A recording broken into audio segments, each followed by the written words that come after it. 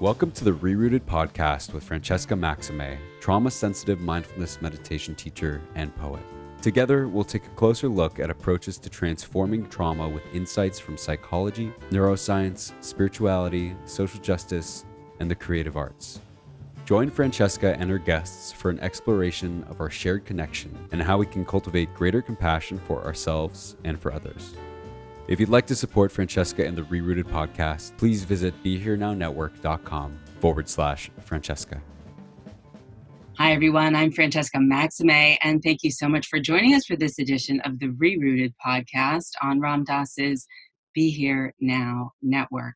This is actually the first recording that I've done since his passing, and I really just want to honor all of the wisdom and all of the love that he has seeded in community around the world.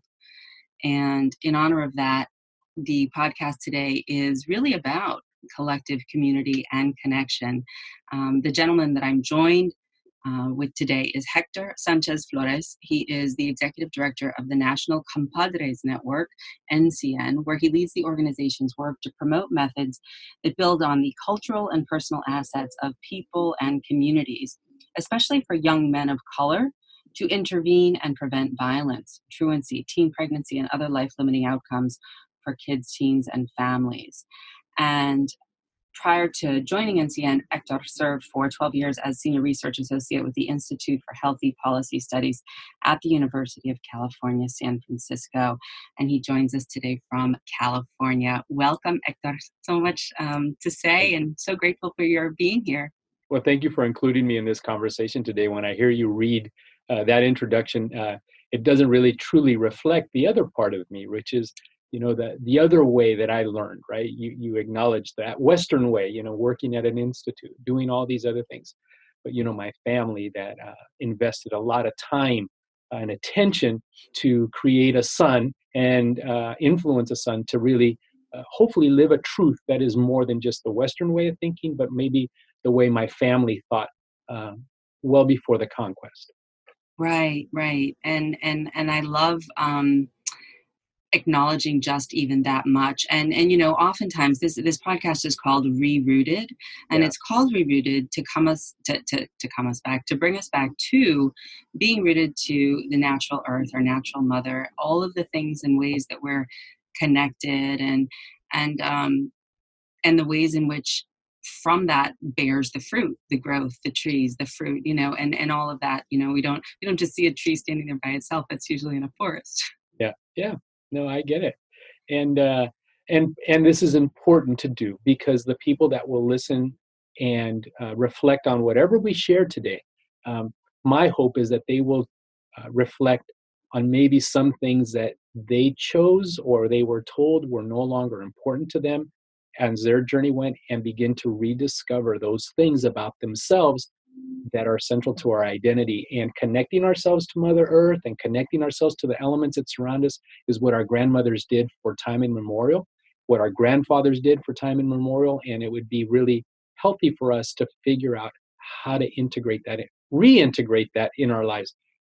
And if I can serve as simply as a reminder and people say, I know that, then I've done my job. Yeah, that's beautiful. No, I love that. And, I should also say, since I'm here in Brooklyn, you're in California, I'm on Lenape land, and I'm here, as part of the folks who have displaced the people who are native to the land here. And there are still Lenapes here. Yes. And, it's sort of this idea of survival and continuing on, and you bring all of that into the work that you do with the young men and families and women that you work with. And I'll get back to the organization a little bit, but I'd like to start with your personal story, which is really kind of what you were Sure. alluding to earlier, and family, connection, and community. Sure. Well, the interesting thing is this morning I received a text. Today today is a day that if my grandfather was alive, he'd be alive. And today we commemorate that initial birth.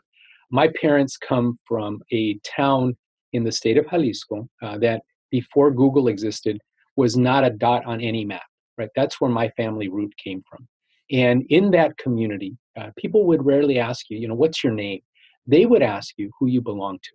And when you did, you would share your name, your complete name, which is not the way we do it here, which would be Héctor Sánchez-Flores Valdés Orozco. Sánchez-Flores being my paternal grandparents' names. Valdés Orozco being my maternal grandparents' last names. And in that community, when you shared your name in that way, they knew who you belonged to and they knew what to expect of you. And as a consequence, you could then choose to live the truth of the family or do your own thing, but they knew that you knew better, right? And so when you're a child and that is what is taught to you before you learn anything in school, right? That's the way you roll in that community. That's really incredible. My parents then, my father came to the United States in the early 50s, worked and then returned to his town in Mexico, married my mother and returned back to the United States and had 4 children and worked very hard and dedicated themselves to give us the opportunities that they didn't have. My grandparents were hardworking people. They were people of the earth and were successful in that endeavor. But my parents chose to come here and do that work. And as a result of that, they did something that I don't know if, I don't know if I would have done, but they did. They trusted those things that they were told, such as that education was important. And they really pushed for their children to receive an education.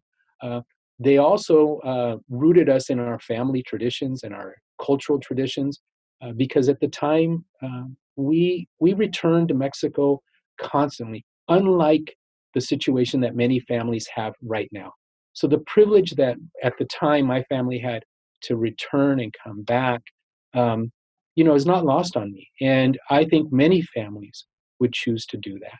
And but the current reality that we experience right now keeps families from doing that with ease and whatnot. And so, that was it. And so, then what happened, Francesca, which is really important to me, was I went into the Western education system and they began to teach me a lot of things that I still utilize in my professional realm right now. But what happened is that I had to rediscover the parts of me that weren't being taught in school. And so why is it that I have the privilege to be here today, right? Is it really what I know? Or am I simply the answering of prayers that were laid 7 generations ago, right? Of people whose names I don't know, unfortunately, but sacrificed and wished that their children would have a better life than they were having at that time. So as a consequence, I can choose to say, look at me. This is, look at the success that I have achieved. Or I could say, man, I wonder who prayed for me to have these opportunities. And the Western way says it's me. My family's tradition says, mijo, you're attached to other things. And I choose to do that. And when I do that, I feel I get so much more than I ever contribute. So that's a little bit about me. And, and so GV Sanchez, known as Gabby amongst his friends, and Selena did a remarkable job. All the good things likely come from them. All the limitations are self-created. Like you said, we all have our karma. Yeah. And that's the part that's workable, which I think is so inspiring, right? Because we get to shift that. We can't, when we recognize our patterns, but we know who we really are and where we really come from, then it becomes less daunting, I think. Yes. And that each one of us, regardless of whether or not we're colonizer or colonized, do have that inherent part that can show up and wake up and then act differently or act with agency. And you said that we all of us have that. Some of us have been cut off from that, right? And so that's the real long game, is that can we begin to rediscover where it is that we come from, irrespective of what the families are. I have a huge family, beautifully imperfect, everything. Really? You're normal? Yeah. Everything that happens in a community happens in my family, right? And as a consequence of that, I think that when you come to that realization, then you become connected to the journeys of other people. You see yourself reflected into that process. You see how their stories intersect with ours. And unfortunately, sometimes we intersect on the fear part, like we don't want to disclose. We don't want to say things, right? Because of the shame associated with that. But there's also some blessings on those on that journey, and oftentimes we don't want to even share the blessings that come with it, and we become paralyzed by the shame. And doing that work, that internal work that allows you to figure out that narrative for yourself that nobody can give you, you have to discover that for yourself, makes it easier for connections, right? Yeah, yeah. Tell me an example of when you hit the shame wall and then you tunneled out of it. Because I've, heard it said that I really kind of have thought about this because shame feels bad and yet grandiosity Yeah. and power tripping feels good. Yeah. That the shame is just as self-absorbed as the grandiosity because it's all about me, as Yeah. opposed to me meaning what I did wrong, as opposed to me, I'm better than you and I'm going to try to make you pay, right? We're on other scales of whether or not Sure. you're down under the rug or you're trying to be on top of the mountain. But I think it's humanizing and real to kind of recognize that they're sort of interestingly Yeah. internally oriented as opposed to like that compassion focused out Absolutely. externally oriented. But you have to kind of work through the shame block, which is why I'm asking Yeah. for the example if you have one. Sure. I think that being a cisgendered Latino male, it is inevitable that as we were being raised in the era that I was being raised, that we would hear things that today we label as homophobic, right? At that time, it was the way that families, communities found acceptable to separate ourselves from other people, right? People in our families, people in our community, right? And as a child, when you hear these things, you don't question them. You're a child, right? That they are just the way they are. And um, and I had to separate, for example, what the outside community was saying and what my father then stepped in and he says, we don't do that. And Mm. when he observed me do something, he observed me directly. He said, Mijo, we don't do that. And there was a moment where I was thinking, but everybody does this. But it was very clear that he said to me, Mijo, we don't do this, right? Meaning that we do not have Shame other people. We don't right, shame other people for who they are, right? right.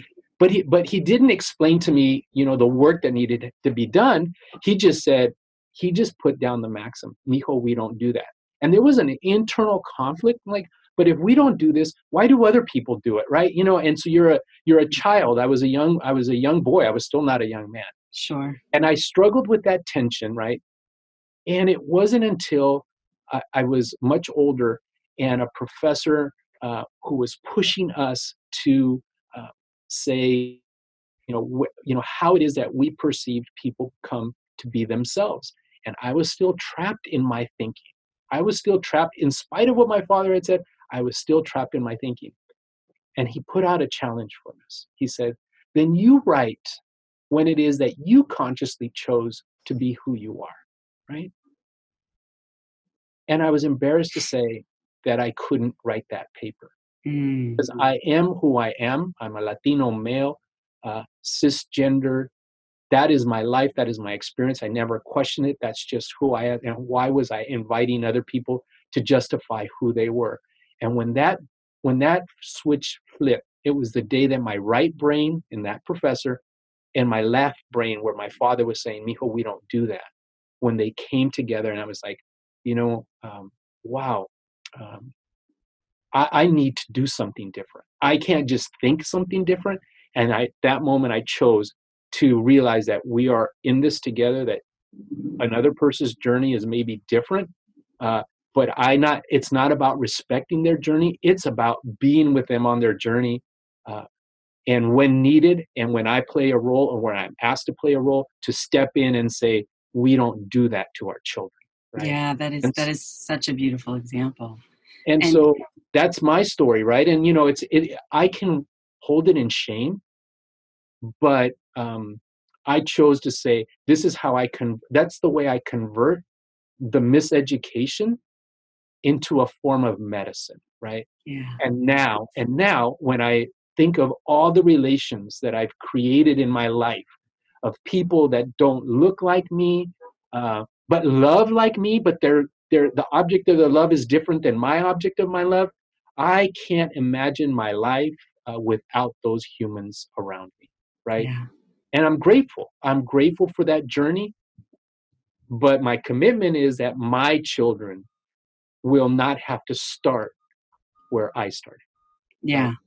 That's my action. My son and my daughter, Diego and Sofia, will not start where I did.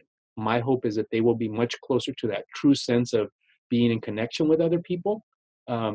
And if I do that, then maybe the part of my work on this earth will be accomplished. Yeah, that is so beautiful because again, we can, stop the wall of the trauma that we inherit and make those choices when we have, like, from a mindfulness perspective, the direct experience and Yes. the awareness of the direct experience, that from this more sort of neuroscience standpoint, if you want to say, the cognitive piece with the left brain match with the direct experience of looking inside. You did a Yeah. U-turn, you turned the eyes inside and you checked in to say, well, wait, what is this about me? And you really did that. And Yeah. once it just didn't make sense, it's like, well, okay, then there's no other alternative. This is the way it is. And that is, I think, what the Buddha's teaching was basically fundamentally about, which is clarity of what is. Yeah. Rather than, we're not trying to add or subtract anything. We're just trying to actually see what's here for real. Yeah. And not make up stories about it. No, but but if we're surrounded by people who haven't done that, then we inherit their trauma-based narrative, right? Of The course. trauma-based narrative that is based on separation and exclusion. You are not like me as a consequence. You can fill in the gap. Right, but inherent in that is the patriarchy, the machismo. It's the power over, has to do with, if I'm better than you, then that makes me feel more secure. If I'm in a fear state, if I'm open out of love and I'm in that connective community, then we have the support of everyone. Like you say, I can't imagine not having that in my life. Sure. But we know that patriarchy is sort of that separation, right? Sure. That I think it was Carol Gilligan who said, men give up their connections, their relationships in order to be in relationship to, meaning that the collective is sacrificed for the hierarchical positioning. Sure. Well, and that's part of our work, because you used a word, right, that is associated. Now it has a broader meaning and broader association of machismo or macho or whatnot. And that word is a word that predates the Spanish conquest in the Americas, which had a very different connotation. It was a person who was a person of their word. It was a person who was respectful in all their relationships.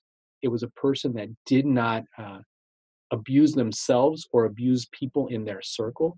It was a person who took responsibility to make sure that the collective was taken care of. And that was the definition of the term machis. Machis was the word. If you live those principles in your day-to-day life and you reflected, the other one that you included, ceremony, in your life, right? That was a critical one. It's critical. That if you did that, then you were a reflection of that. And if you did, you were then macho, right? Which is the diametrically opposed view that we have. And people will say, where is this? Why? And was in the códices, that was the part of the Aztec culture that was educating boys, right? Yeah. Now, when the conquest comes, the first thing that they take is your word. And it's a hard pill to swallow, to say, how can it be that we utilize a word in its diametrically opposed definition, but that's it. So we work on that dilemma, and saying, when we say all our relations, or when we say en la quech, which means you are my other me, tú eres mi otro yo, that we are now in a different type of relationship, right? And once I see you, then I have to really work to be in relationship with that sacred essence that you carry. And people will, that's a hard way to be in relationship with people, but it's a muscle that once you learn to practice and work, all of a sudden you discover that you carry that within you. Our grandmothers did it, our mothers did it. They forgive us once, they forgive us twice, they forgive us all our lives, right? Because they want to preserve that relationship. Yeah. And that's really important. And when you teach young men that, which is really what we're trying to remind them of, the most powerful thing you have is to be a man of your word, right? Yeah, integrity. Integrity. And if you can live that way, then you will make mistakes. But when you do, there'll be a pathway to correct because you have relationships with people, right? And really And making accountability, right? It's much more anyway. So that's what we attempt to do, and those are the things that we see reflected around. Like if you ever meet or around elders, they'll say, "I remember when all it took was a handshake." Right? We did not need contracts, right? And if you go to certain parts of the world, people will say, "Oh, literacy is not high. That's why they do this." No, they do this because a handshake has deeper meaning than any possible piece of paper that's written, right? Right. The handshake and exchanging of the pulse in our palms means more than ink on paper. And it so does in so many ways, and that felt sense of connection that one gets when one is in accord, in accordance with another person. You have, yes, of course, done your negotiations, you've done your listening and your hearing and your vetting and your pieces around what's appropriate. But that sense of feeling felt, feeling seen is both ways. It's not a power over, like you will agree and you will sort of concede to my contract, right? And this happens also in marriages or in couples. I see couples, in my work, it's sort of like, who's winning today? And I'm like, well, you're a team. So, and just in this way, the collective and the family and the community is the team. But our Western culture and our sort of pull yourself up by your bootstraps mentality, oftentimes, while it's good to make the effort, like from a mindfulness perspective, we talk about virya and that sort of make effortful discipline around, day by day. Every breath by breath, we can make those choices of integrity, right? If we have that framework that you're talking about, which in the mindfulness trainings is like the 5 precepts, but it's essentially what you're talking about. And that kind of a framework is to root us back to that kind of connection and strength and integrity. So we wrote a paper a while back. It's still available online. It was called Raising Latino Boys by Their Rootstraps, right? And saying that and Rootstraps. I just want to underscore that. I love that. Raising Latino boys by their rootstraps. So you can raise African American ancestry boys from their rootstraps. All boys should be connected to their roots, right? You grow a stronger tree that has strong roots. And so when you were talking about the modern day euphemism by your bootstraps, right? You work in some communities like, we didn't have shoes, so there's no bootstraps, right? And so, but reminding people as you do, it's very clear as you're sharing that, there's things that you do professionally today, but you're influenced greatly by the longer tradition, the arc of education that is much longer than any formal thing that we have. And that's of great value to us. And I hope that as a society we grow, when you see that elder in the community, that we don't use the benchmark of formal education, because although my parents, particularly my father, did not have a long formal education, I don't know if I'll ever be as wise as him. Same as my grandfather, and he was Italian. But I mean, it's that same idea of education, the formal education. Like my mother and her siblings all did get college and graduate school and doctors and things. But it was really his inherent wisdom of the land, of farming, of physics, of that. And, he was definitely flawed in terms of behavior, as all people are too, but also just very rooted and loving and had a lot of character and integrity, to your point, about truth and honor and values. Well, if perfection is the goal to do any work, then we would be paralyzed, right? And oftentimes this is part of that reflection that you said a little bit about whether you're the conqueror or the person that was conquered. I don't know. I really could never fathom, for example, when I reflect back of the decisions that people make along that course of life that I've never been forced to make, right? I don't live in that time. I don't know if I've ever had a moment of making a survival decision, right?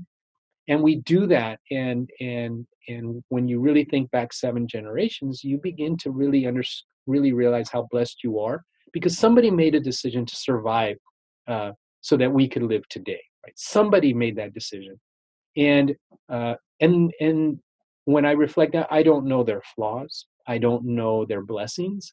I choose to try to acknowledge the blessings that they did that give us life today, right? But I harbor no real, sense that they were perfect people. Uh, I'm imperfect in many ways, right? But if perfection is the standard to really do this work, then nobody would do this work. And it's part of that journey to discover. And so sometimes we see uh, those members of our family that struggle a great deal, right? Um, make decisions that perhaps you and I wouldn't make, right? But it's hard to stand in their shoes, and the prayer is they remain sacred. The hope is that they will recover that sacredness in that journey, right? That they will discover that they are more than maybe the missteps that were made along that journey, and that we create a place closer to home that allows them to get off that journey and then come closer to those people that care about. Because I would imagine that a person like your grandfather and those elders, there was always a place to go, right?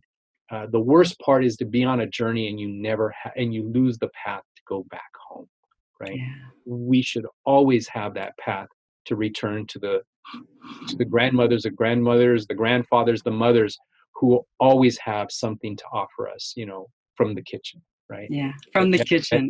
That is medicine. That is medicine, right? That is Mm. medicine. It is, which is why I'm often in there baking things. I'm like, this is my medicine. I'm not perfect, so eat my cookies. Yes, there you go. There you go. Yeah.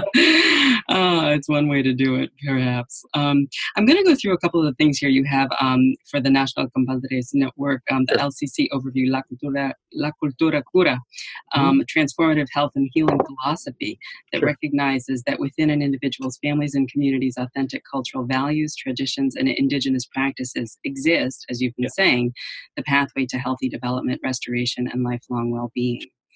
And so I'm going to go through these sort of pieces. I think there's 5. Yeah.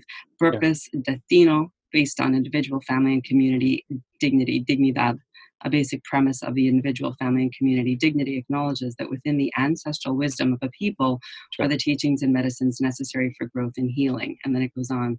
So talk to me about how this applies to the 14-year-old who is potentially in a gang in California or potentially in a violent, home or family situation, or anyone for that matter. Or an AP student doing Mhm. incredibly well in school and stressed out for that. Purpose is something more than just what we choose to do in what we call that professional world. Purpose is why am I here? What is my true purpose in life to do this? And we confuse that sometimes with what we do professionally, right? What we do I am an professionally. engineer. Yeah, I am an engineer. I am fill in the blank, right? Um, uh, you know, I, whatever that may be. Our purpose is those things that feed our personal identity. I remember when I was a boy, I must have frustrated my mother, and she said to me, "Mijo, quit talking so much. You're not going to be paid to talk. Come on, just listen and be quiet."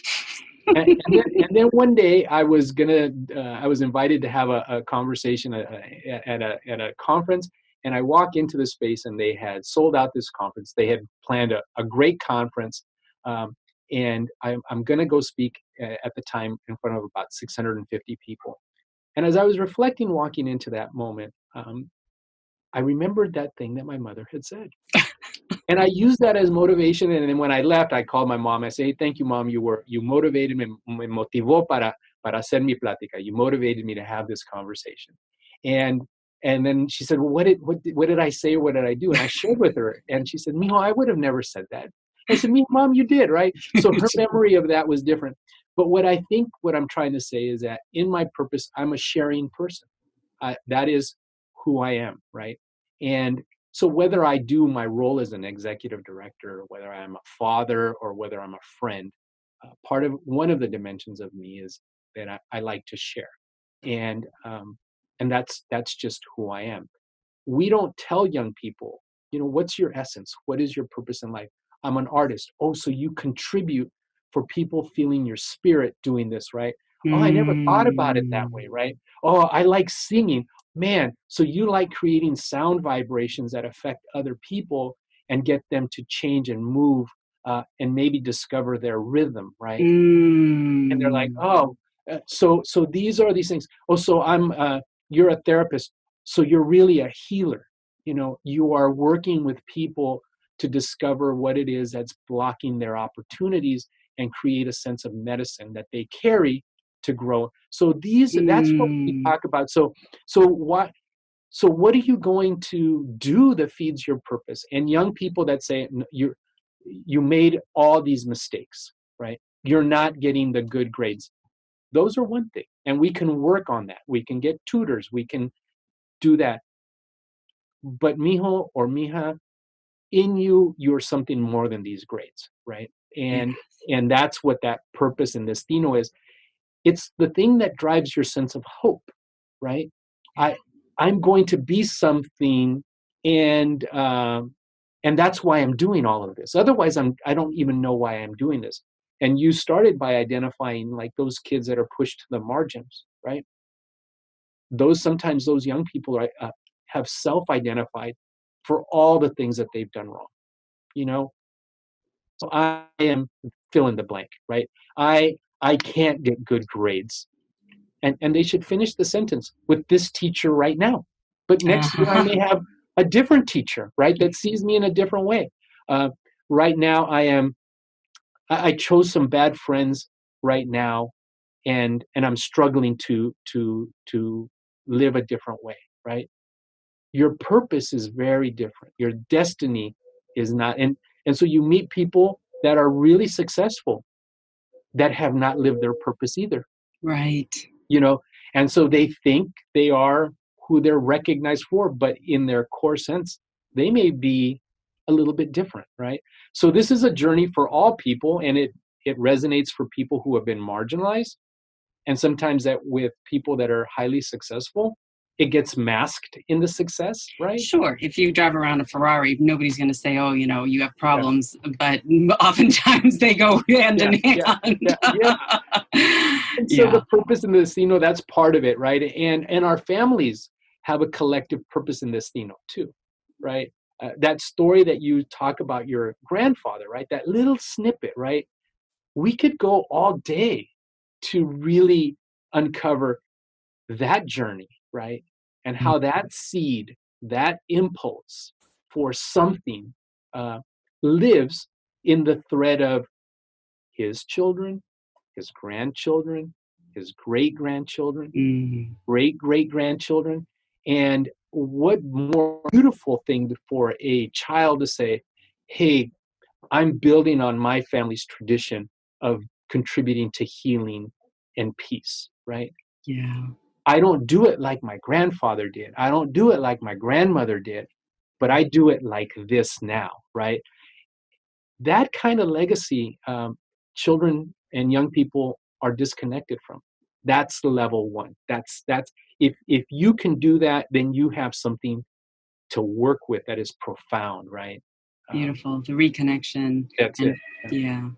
And it's funny because the mindfulness teachings are about remembering that which is already there. Yes. And if you don't know, then you find it. Meaning you go doing a little bit of Columbo work and you do your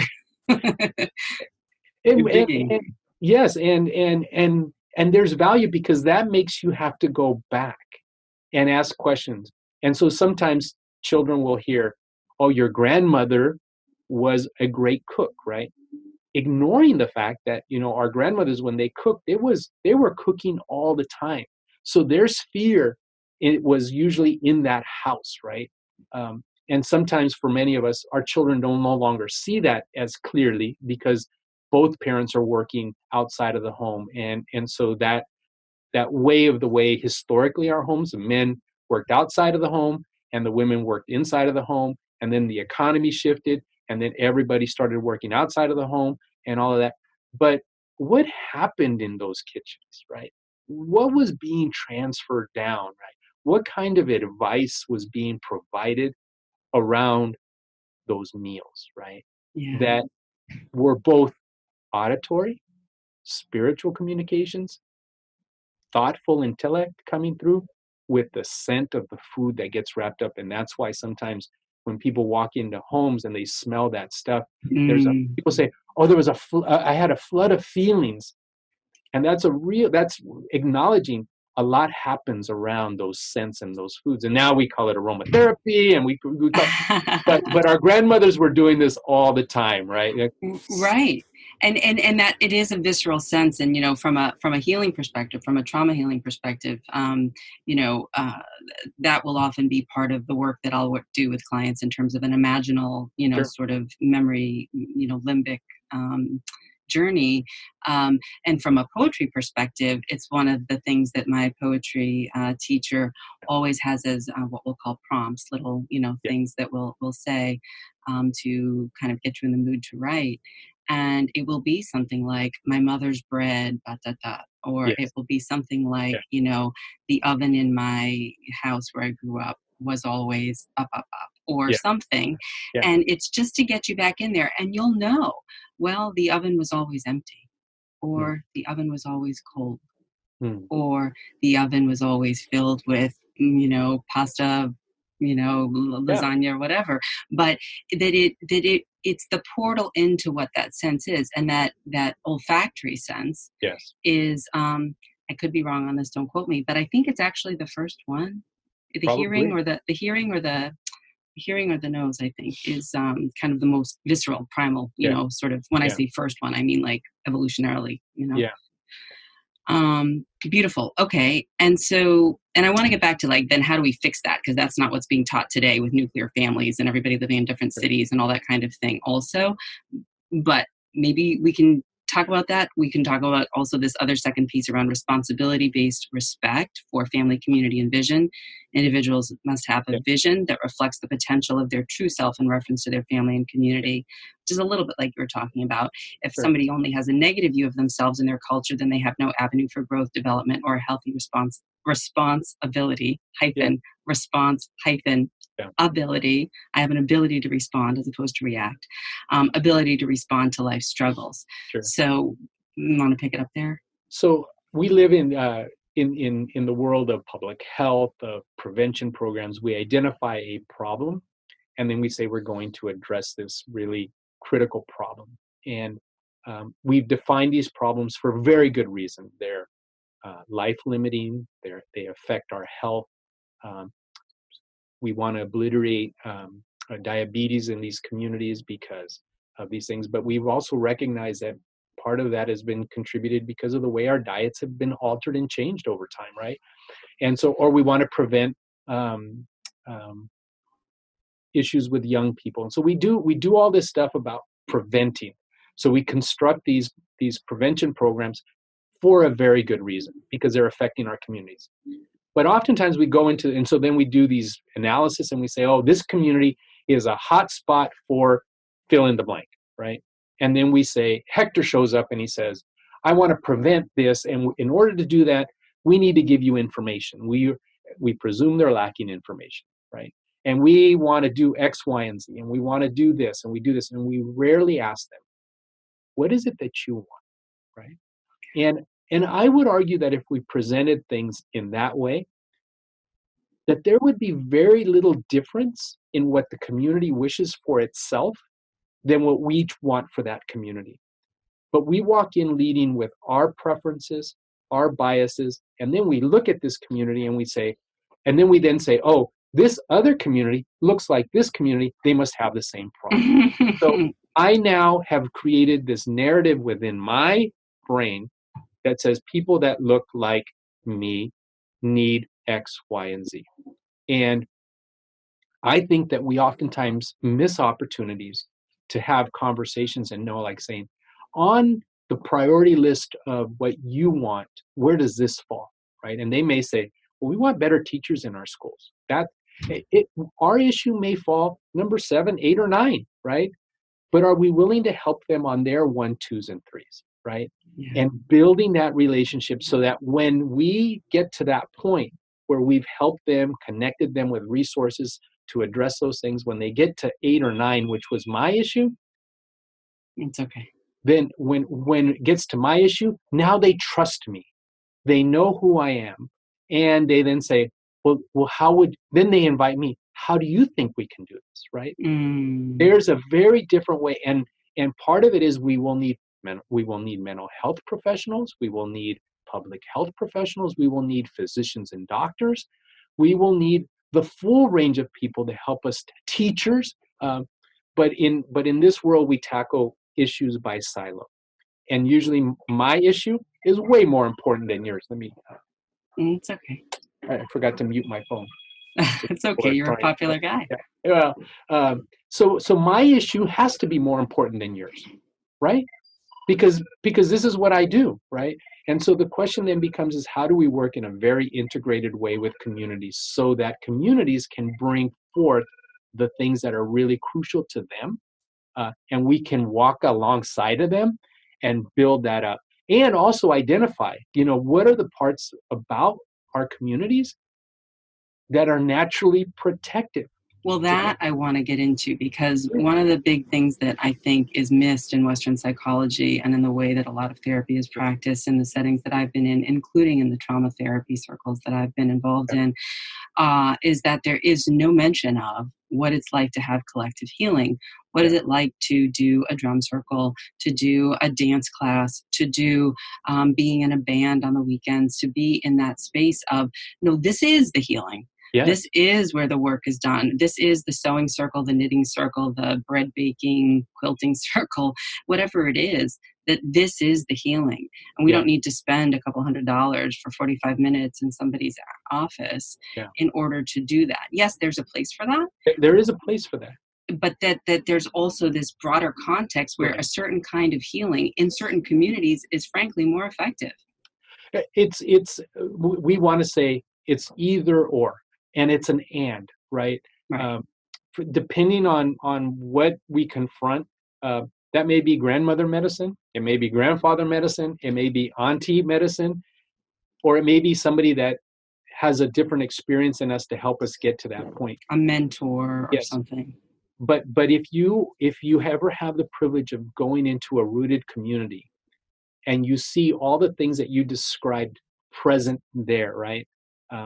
A sense of spiritual connectedness, a sense of joy through the arts. Joy through the arts of gathering for music, to celebrate the talents of other people, right?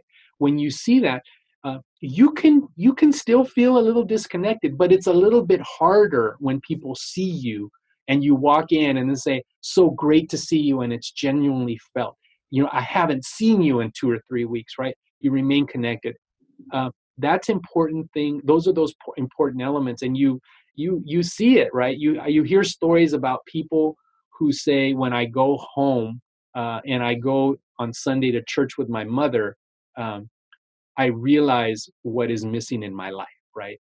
Or because people are genuinely happy to see you. I have not seen you. It's good that you're visiting your mother. Those elements, and then when you see it even deeper, and you allude to. Communities that use drums, they use drums as a reminder of that's your original gift.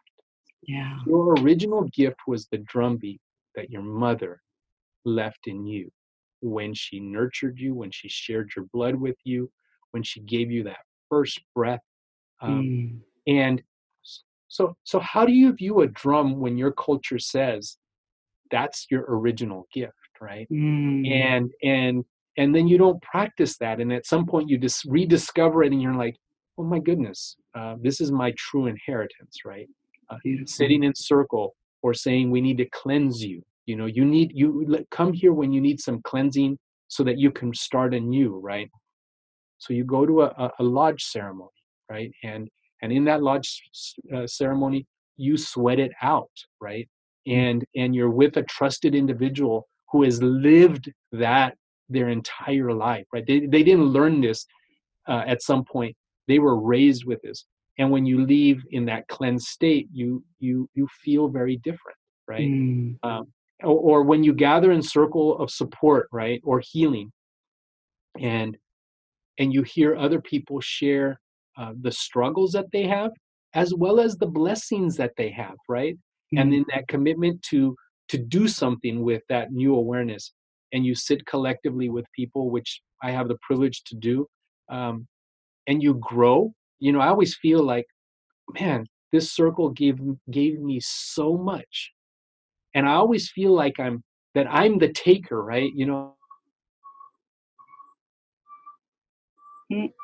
froze. Rare instances, people will say, hey, Hector, when you shared, and then like, okay, good, I'm refilling that vessel, right? I'm giving something back. And that's what we did, right? Some those circles sometimes happen in very formal ways, right?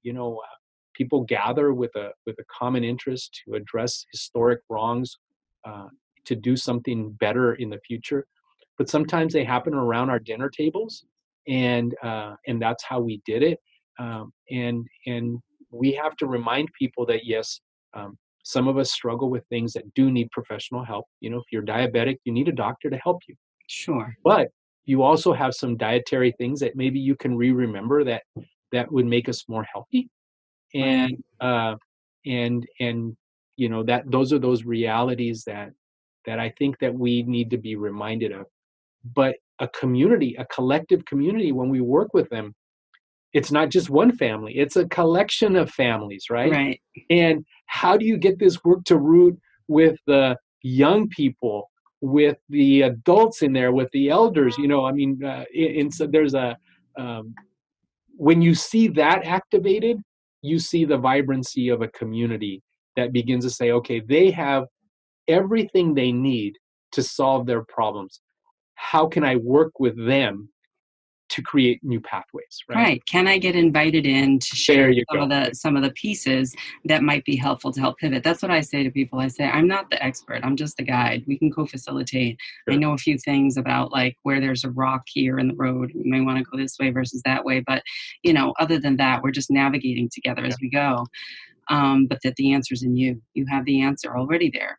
We just need to kind of, take away the cloud, the misty pieces. Yeah. Well, the other thing is that yesterday was the National Day of Racial Healing. That they're in communities across the country. They were honoring that work that as a country we need to do, right? We need to do this. And the people that spoke and inspired, there were some people who were profound, but I would call intellectuals. But that's even creating a box for them, that they're more than just intellectuals. They live it, they exude it, and they do it so beautifully. And then you had these artists who were bringing healing in their way. And then these young people, and the common refrain that I heard from them was like, this young woman who's like 16 years old, right? And you reflect and you say, what was I doing when I was 16, right? And here's this young woman who is beyond thoughtful, bright, and then she acknowledges her grandparents and her great-grandparents in the process, right? And you're sitting there like, well, see, I'm not needed here. This space has everything it needs. And this young person is wise beyond their age. And get out of the way, right? Get out of the way.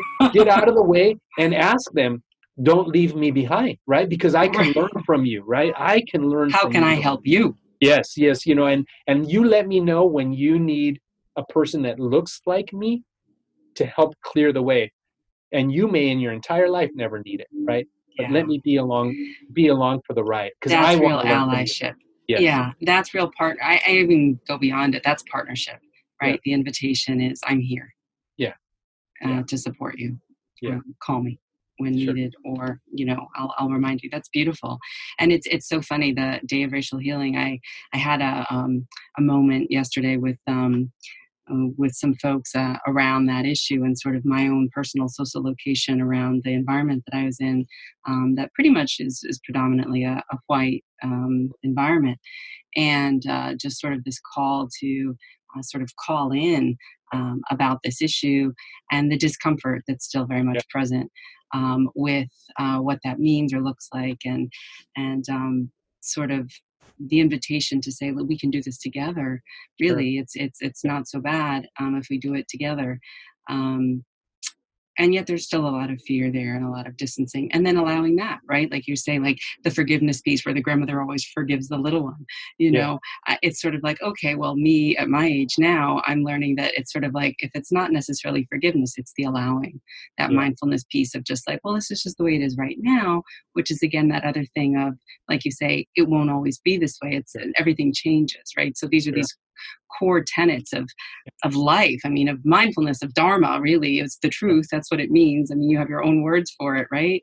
Every community does, but that it won't always be like this, and that this 16-year-old is the new iteration of what can be.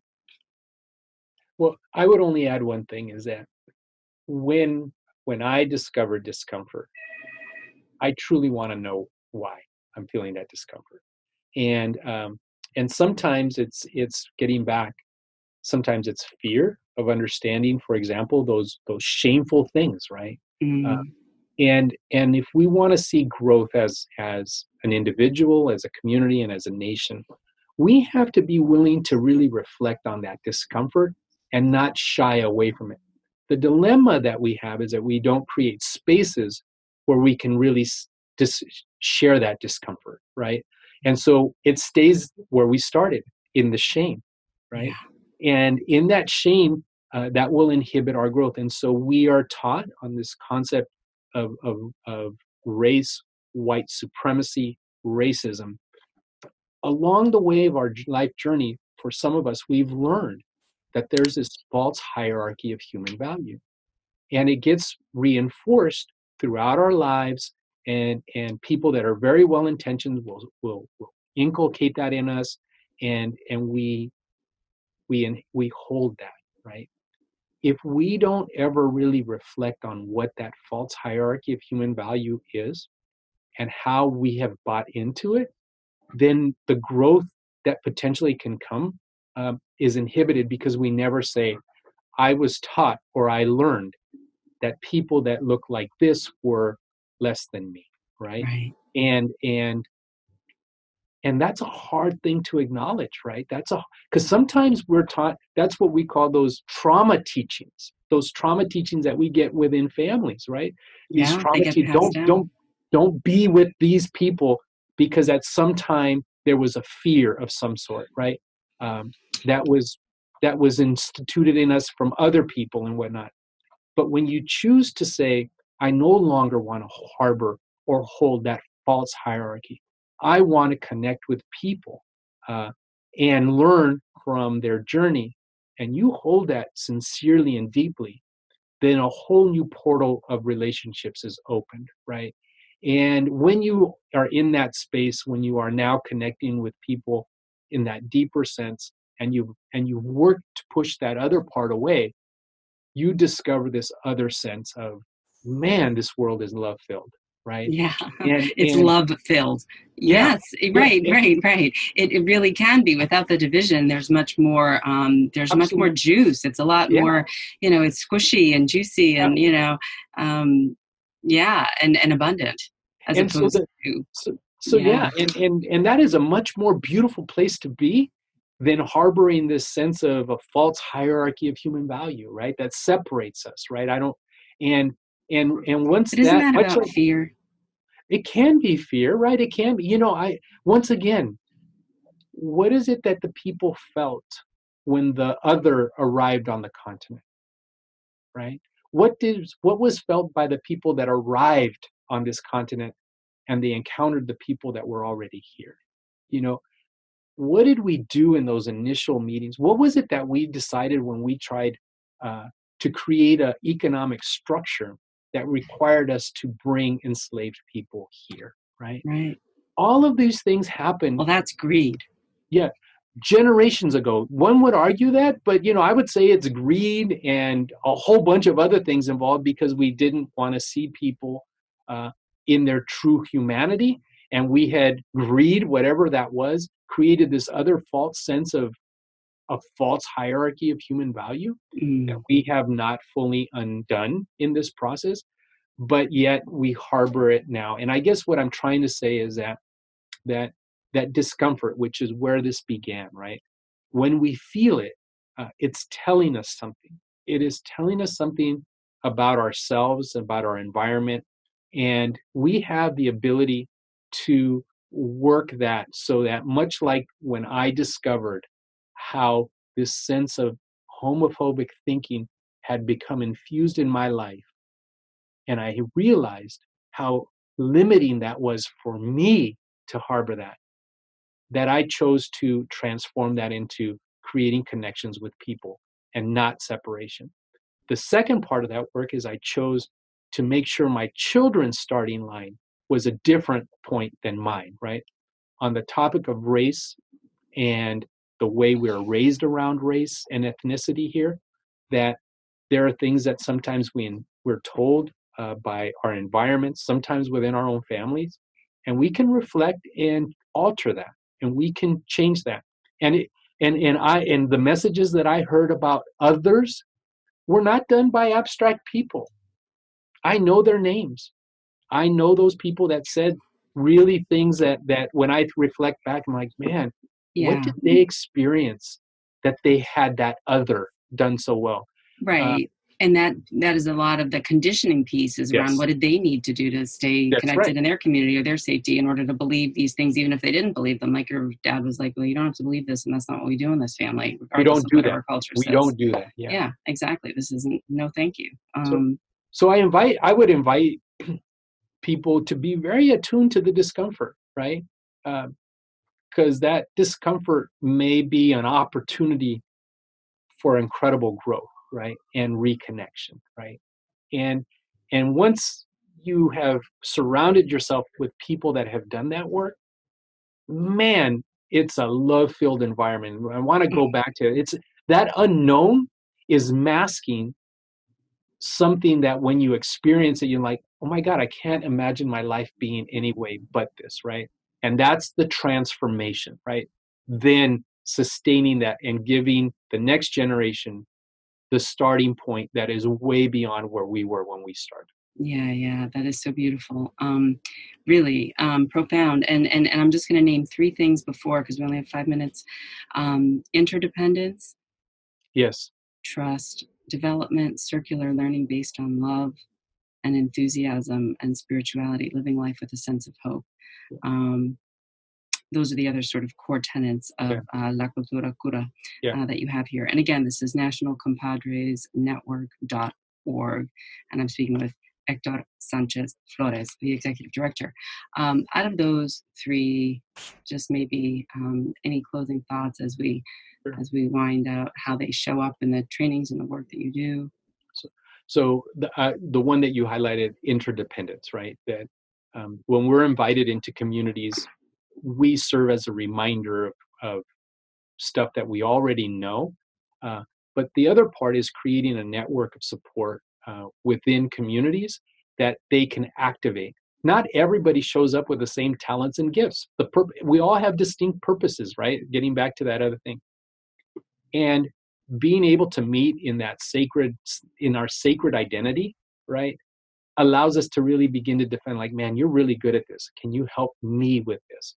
And people will then say, oh, you're really good at this. Can you help with this? And it's that interdependence that we all don't need to be hammers. We need screwdrivers. We need levels. We need nails that connect. We need glue that holds things together. We need the people that conceptualize that. And when we work in communities in that and we foster that sense of interdependence, it breaks down those silos, right? Yeah. And if we gift a community, if when we leave that community, they say, they didn't teach us anything we didn't already know, What a wonderful gift to give them. I consider that like high praise, right? And my hope is that later on they will say, oh my God, maybe they know something to help us get to the next level, right? Mm-hmm. Because if they think we hold the magic, then we're doing our work wrong. Mm-hmm. We should be gifting them with their own ability to do this and them say it's not magic. The National Compadres Network facilitates some really powerful things, but we have some things that are incredibly valuable too. And so I want to, just say that if we were able to do that in communities, and we would be, when we're invited to do that in communities, we're very grateful. Just like I am for being on this podcast and trying to create generations of wisdom in a new medium, right? Sure. And if our ancestors had podcasts, I'm sure they would be using podcasts too, right? Right. And if I had them when I was 20, I would have been a YouTube star maybe, but you know what I mean? I mean, you got to work with what you got. So, yes, yeah, and and really, I think, one of the other mindfulness teachings is, something along the lines of, I'm gonna butcher this, but something along, give me a seed and I'll know that, there's a new day or something, I'm someone will probably write me and tell me what it really is. But the point is that these seeds, those are the children, those are the young people. Each one of us is still the seed. And so are we watering it? What are we planting? Are we taking care? Are we tending our garden? And is that not something that we can do every day? And isn't it easier done when we're together doing it together? Absolutely. And I'll just close with the elders' teaching, because people will say, we're taught in the Western way, the grass is always greener on the other side. And an elder in circle one time shared with us, not just me, the grass is greener where you water it. Yeah. Beautiful. All right. On that note, water your grass. There you go. Héctor Sánchez-Flores, the executive director of the National